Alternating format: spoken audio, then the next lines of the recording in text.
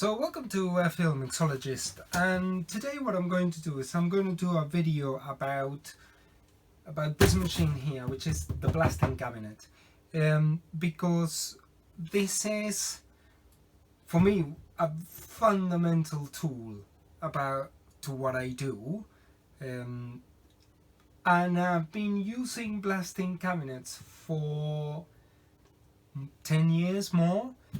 So along the way I picked up, one or two things about how to work with this, what works, what doesn't work. So in this video I'm gonna give you a few tips, and I'm gonna give you a few hints about things that you can do to be able to live better with this machine and not get extremely frustrated. So I guess as an introduction to the video, obviously all blasting cabinets, they kind of come in different shapes and sizes. Before I used to have a smaller one of these, but now I've upgraded to a larger one a couple of years ago actually, and it was because I wanted to do inlet manifolds that were quite big, so therefore I needed the extra capacity. And they all have, so basically you put your hands in through like a set of gloves like this. There are some things that I added to this particular unit. The first one is this, which is a regulator and air trap and air filter. So this goes into here, and this is kind of on off shut off valve. The reason I put a shut off valve, just in case, is that sometimes if a hose snaps up or something and you need to, and it starts flapping about inside the cabinet, you can just turn it on, turn it off here very quickly. So that helps. And one thing that is very important with blasting cabinets is how does the air exhaust. So I've got in this particular model, I've got a straight connection outside. I'm going to show you in a bit, but this is really important. How do you get the waste air and the dust to come off the machine? Ideally you would have some sort of extractor system. I haven't got it. That would be really the best thing you can do, to have an extractor system. One of the things that I did for years, and it was an absolute nightmare, was having this with like an air filter on this on the inside to obviously filter out the dust, so the dust didn't come all over the workshop. Now that works, but it works out to be quite frustrating, because you end up having to every now and again to take up the air filter, and you have to blow it out with air, and that takes a long time, and it gets very frustrated because your work rate is not very good. Whilst having a straight pipe to the outside, that gives you that exhaust, and it also helps a bit in getting rid of the dust. And when I say dust is because I use glass beads in particular, and you might not be able to see them, but what happens with the glass beads is once they impact the piece, so whatever it is, let's say we're trying to clean this here, and basically when the abrasive media impacts on the piece, some of it breaks down. So therefore you have a situation where glass beads that were quite fine to start with end up being dust, and that's what you don't want, because the dust doesn't really clean anything. So that's why if you have an efficient mechanism of getting rid of the dust, that's better. Now the other thing is that you need to be able to see inside the unit, and for that generally all blasting cabinets come with a light that they're included from the factory. I never bother with that light, to be honest. and I generally tend to use these things which are kind of portable, which are battery powered. I don't use them like this to go. I use these ones to go outside the unit, but inside I cover them with a sacrificial bit of clear plastic, and I rub them in sellotape, so everything in the unit is sealed, and they come with magnets, so they stick to the metal, which is handy. So because it's very important to be able to see the pieces properly whilst you are blasting them. So you see they're clean, they're not, if they've got like any spot that I need to do that I haven't done yet. So it's quite important to be able to see inside the unit. So I'm going to show you now what does it look inside the unit with the lights on, how I deal with the lights, and a couple of other bits that I picked up over time. Okay, so here what I'm doing is I'm getting ready to blow the dust away, and as you can probably hear in the background, I have got a vacuum cleaner that is sucking the air out, and what I'm going to do is just blow some compressed air, and the vacuum cleaner is going to take the dust away. I use this because I want as much dust to come off and only the glass beads to remain. So here it goes.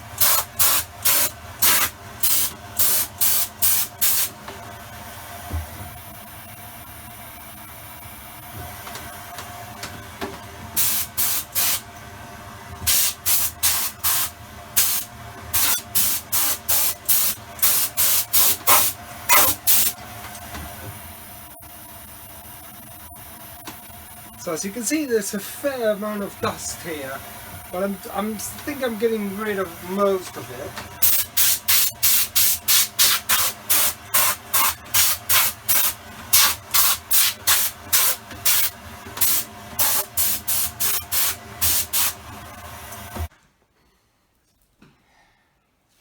So as I was saying in the previous video, there are basically three things that militate against you being able to see properly into the blasting cabinet once you get going and once you start using it a lot.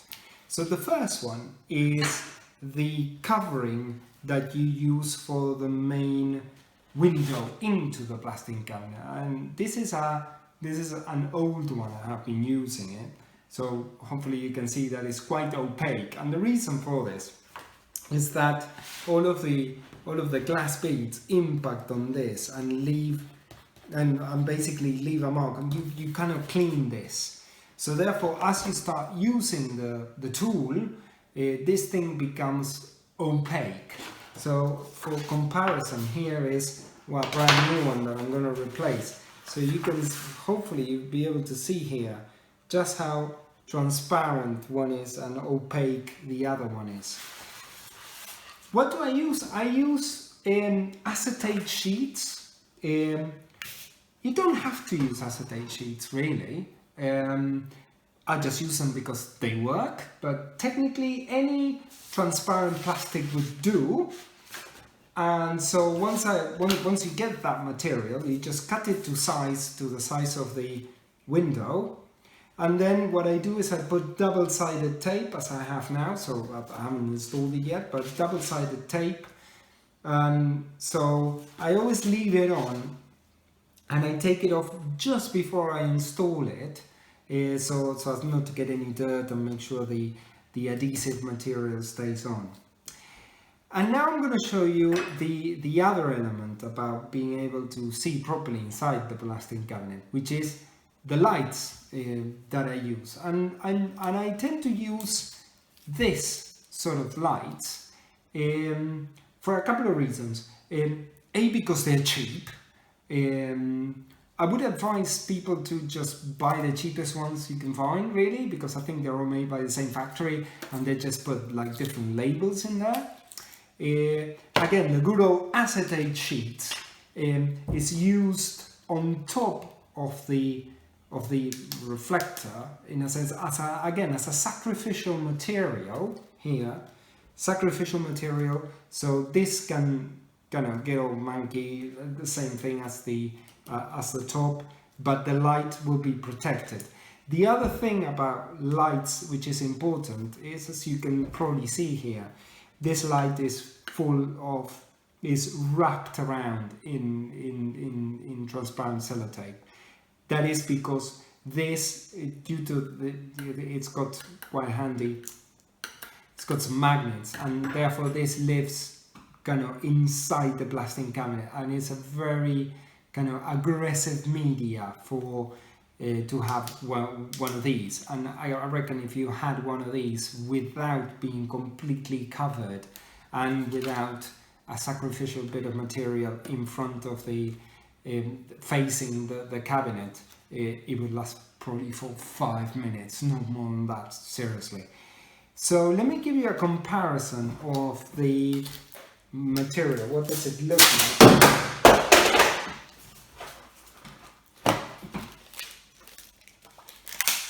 They're quite sturdy, thankfully.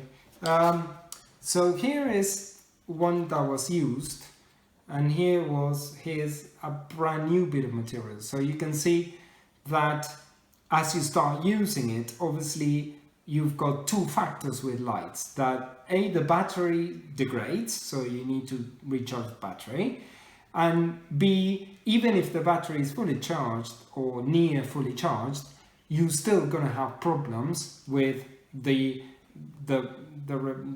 going opaque. One thing I do have to say about batteries is that they have to be kind of higher than 2000 mAh, that's milliamperes per hour. And the other thing in my experience that I found is that avoid cheap batteries made in China that they say they have a lot of capacity. That's certainly, it's a lot of the time it doesn't work like that. I generally tend to use branded high quality, high capacity batteries. I'm full disclosure, I'm not getting any money from any manufacturer or anything.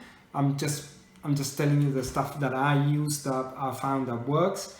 Primarily because the reason also that I use good batteries is that I don't want to be kind of charging them up every 2 seconds.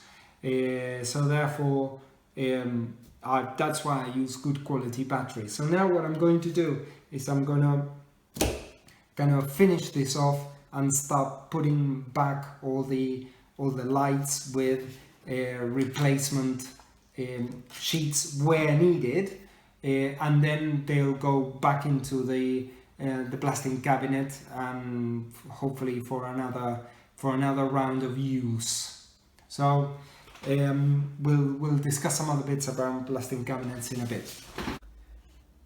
So this is the view of the inside of the blasting cabinet, and as you can see here, I've got a few lights. I've got a total of 8 of these portable lights in the blasting cabinet. And obviously now that they are new, they're charged, all the batteries are charged, the clear plastic is brand new, there is quite a lot of lighting in here.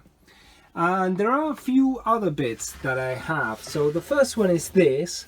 I use this as my tray for small parts. It's very important that the tray has that wire mesh, because for small parts they can start like flying away. So it's really important to have this tray like this. And also, if you look here, this is what I just bought, like a bit of like garden wire fencing from a DIY shop. And the reason I did this is because by doing this wire mesh, I basically, it stops the small pieces from falling into the blasting media, which you really don't want, because sometimes I've had many times where a very small piece from a carburetor is falling through there and it's very difficult to retrieve. So therefore, having the tray plus the mesh allows you to retrieve them easier. The other thing I always keep inside the blasting cabinet is one of these. So I use this to grab pieces whilst I'm working on them, and that tends to work really well.